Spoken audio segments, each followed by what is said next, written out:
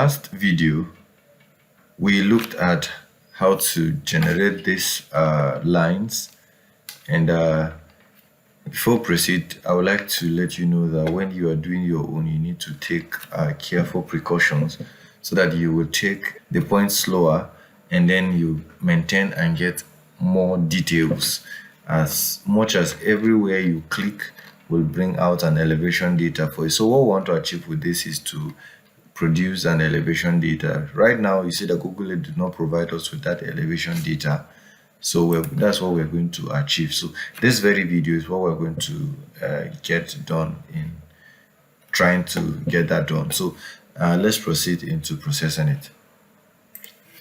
So you have a browser, you have an internet, you search for GPS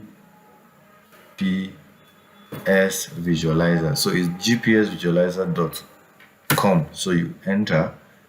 So it's going to open up like this for you. So what you're interested here, you come up here first. You see there are a lot of things. You convert a file, draw a map and all that, but you want to add elevation to it. So you click on what? Look up elevations. So once that load in, what it's open up, you see DEM database. So you click on what? Choose file. So this will take you to a folder where we save the DEM as DEM part. So you see it will save the GIS training. So you come down here to have a DEM part. So you click on OK. Now that has uploaded.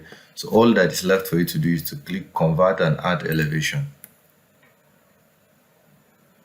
So you can see that it has been processed based on your internet speed. If it's fast, it's slow, depending, you will see.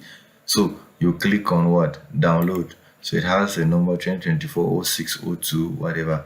So it has successfully downloaded. So you copy this.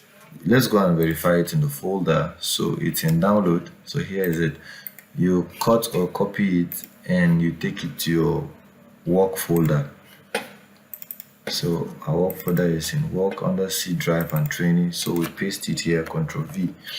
So it's pasted. So that's how to process this data. I will see you in the next video where we will show you what to do with the data.